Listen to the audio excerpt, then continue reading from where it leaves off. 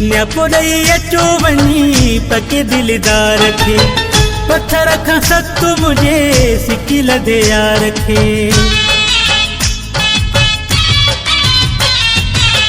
न्यापुरई अचो वनी पके दिलदार खे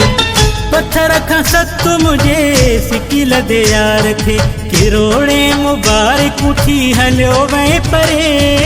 करियो तोखे याद थो करे ही करियो तोखे याद थो करे करियो तोखे याद थो करे ही करियो तोखे याद थो करे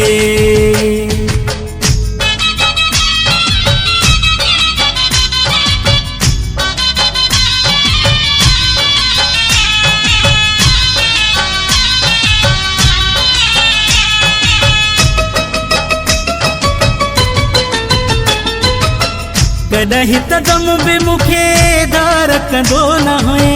दिल जे मथां बेड़ा वार कंदो न हुए कॾहिं त ग़म बि मूंखे धार कंदो न हुए दिल जे मथां बेड़ा वार कंदो न हुए कीअं हाणे तुंहिंजी थी सरे कीअं हाणे तुंहिंजी थी सरे करियो तोखे याद थो करे ही करियो तोखे याद थो करे करियो तोखे याद थो करे ही करियो तोखे याद थो करे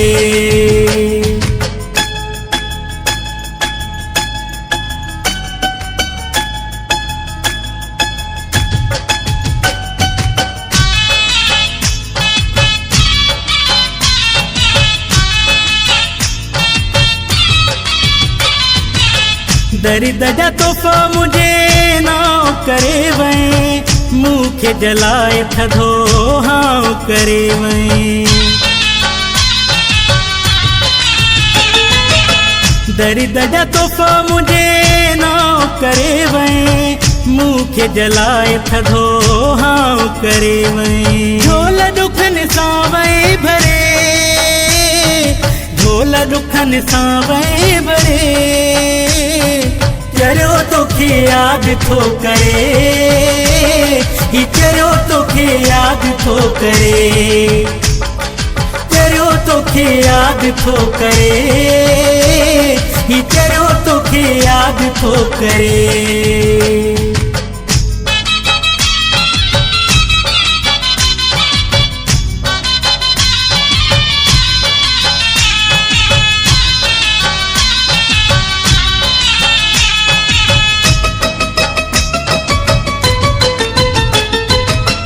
ज़ुहरानी फ़कीर मोहम्मद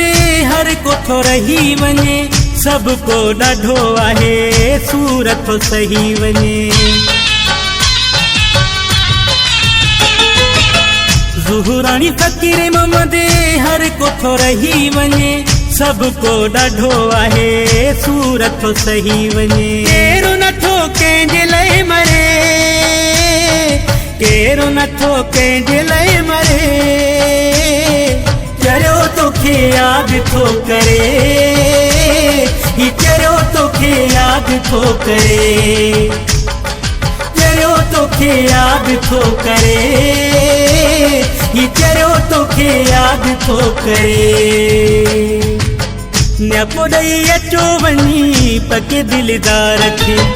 पत्थर खां सख्त मुझे सिकी लदे यार खे किरोड़े मुबारक उठी हलियो वहीं परे करियो तोखे याद थो करे ही करियो तोखे याद थो करे करियो तोखे याद थो करे ही करियो तोखे याद थो करे